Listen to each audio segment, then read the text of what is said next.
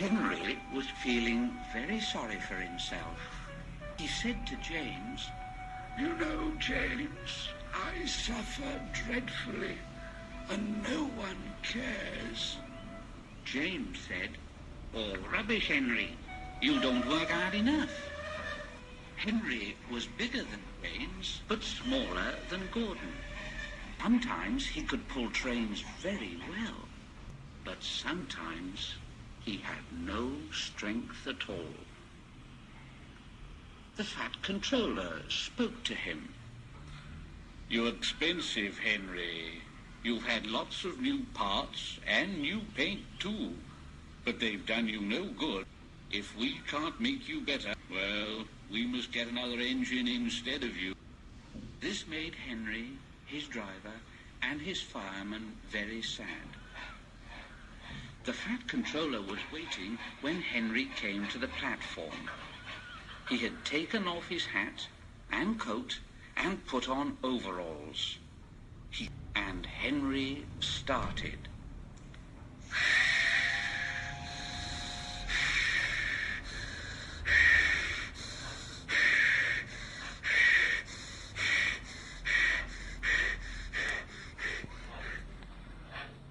Henry's fireman said, "You know, sir, Henry is a bad steamer. I build up his fire, but it doesn't give enough heat." Henry tried very hard, but it was no good.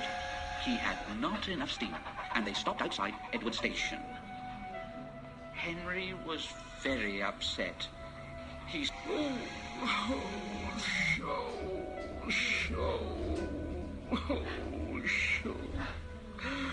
I shall have to go away.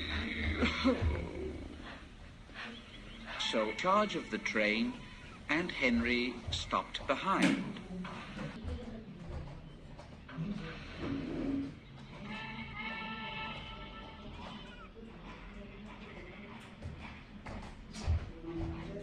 The Fat Controller said to the fireman, "Look here, what do you think is wrong with Henry, "If you don't mind my saying so, the coal is wrong. We've had a poor lot lately, and today it's worse. The other engines can manage. They've got big fireboxes, but Hen's small and can't. Now, with Welsh coal, it'd be different. See?" Oh. Welsh coal, Henry must have a fair chance. James will go and fetch some Welsh coal. When the Welsh coal, Henry's driver and fireman were excited. Hey, this is fine now. We'll show them, Henry, old fellow, hey? And they carefully oiled all his joints and polished his brass till it shone like gold. Henry's fire had already been lit, so the fireman made it carefully. He put large lumps of coal, like a wall, round the outside. Then he covered the glowing middle part with smaller lumps. Henry said, "Hey, you're spoiling my fire." "No, we're not, Henry. You wait and see. We'll have a roaring fire just when we want it." It was right. When Henry reached the platform, the water was boiling nicely, and he had to let off steam to show how happy he was. Oh.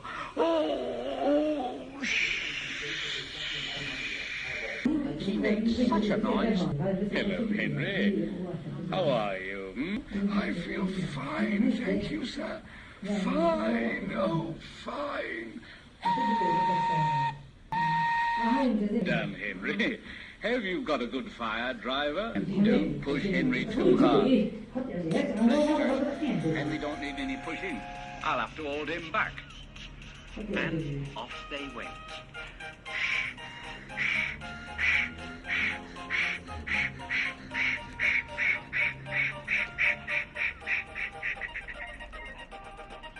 Henry had a lovely day.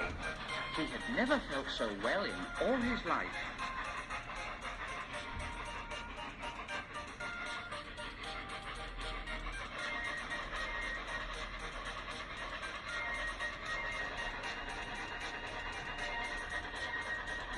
He wanted to go fast, but his driver wouldn't let him.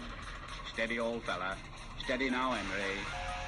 They arrived early at the junction, and not long afterwards, Thomas came puffing in. Henry said, "Hello, lazy bones, have you been? I can't wait for donk engines like you. Goodbye."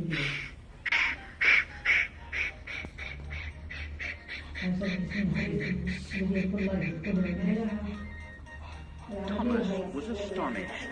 He said to Annie and Clarabelle as Henry disappeared, "Oh, wow, have you ever seen anything like it?" And both Annie and Clarabelle agreed that they never had.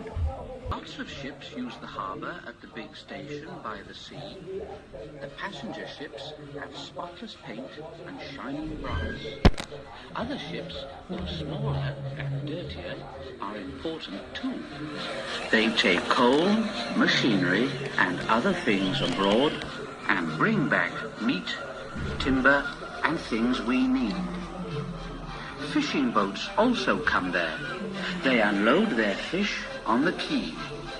Some of it is sent to shops in the town, and some goes in a special train to other places far away.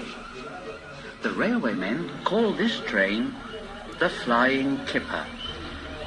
One winter evening, Henry's driver said, Well, we'll be out early tomorrow, Henry. We've got to take the Flying Kipper. "Now, don't tell Gordon, but I think that if we kipper nicely, the fat controller will let us pull the express." Henry was very excited. "Oh, I say, oh, hurrah, hurrah, will be lovely." He was ready at 5 o'clock. And frost. Men hustled and shouted, loading the vans with crates of fish. The last door banged. The guard showed his green lamp, and Henry started off. But his wheels slipped on the icy rails.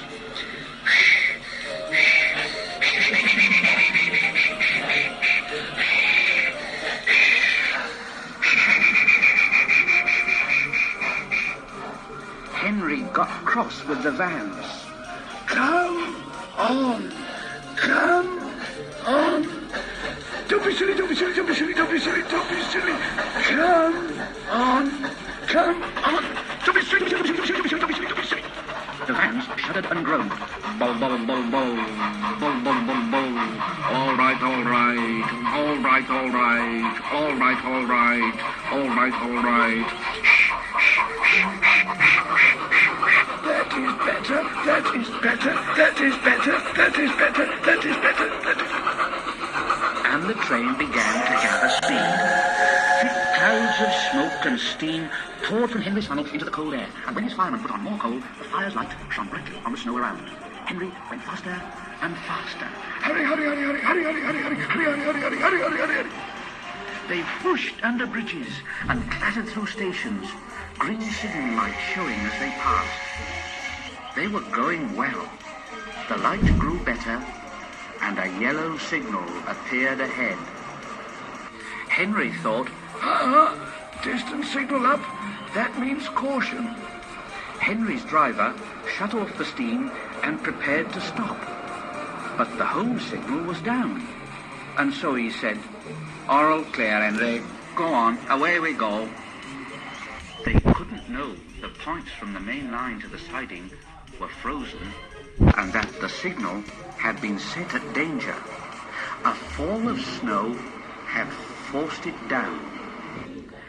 A goods train waited in the siding to let the Flying Kipper pass. The driver and the fireman were drinking cocoa in the brake van. The guard pulled out his watch and he said,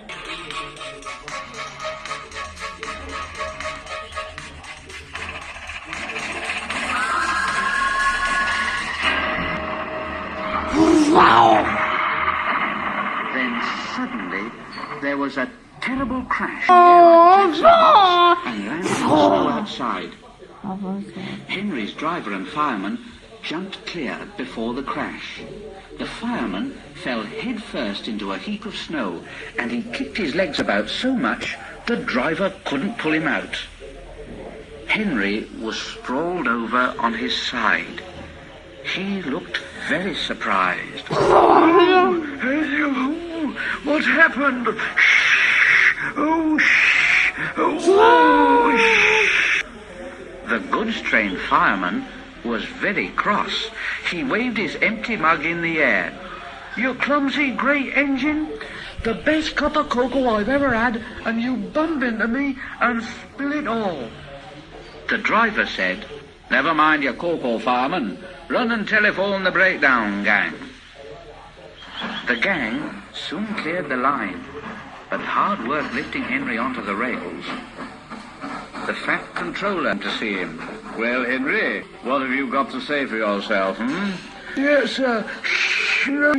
Oh, sir, the signal was down, sir. Honestly. Cheer up, Henry. It wasn't your fault. Ice and snow caused the accident. I'm sending you to Crewe, a fine place for sick engines. They'll give you a new shape and a larger firebox, and then you'll feel a different engine, and you won't need special coal anymore now. Won't that be nice, Oh, yes, sir. Yes, sir. Yes. Henry liked being at Crewe, but was glad to come home. A crowd of people waited to see him arrive in his new shape. He looked so splendid and strong that they gave him 3 cheers. And Henry said, Thank you. Thank you. Thank you.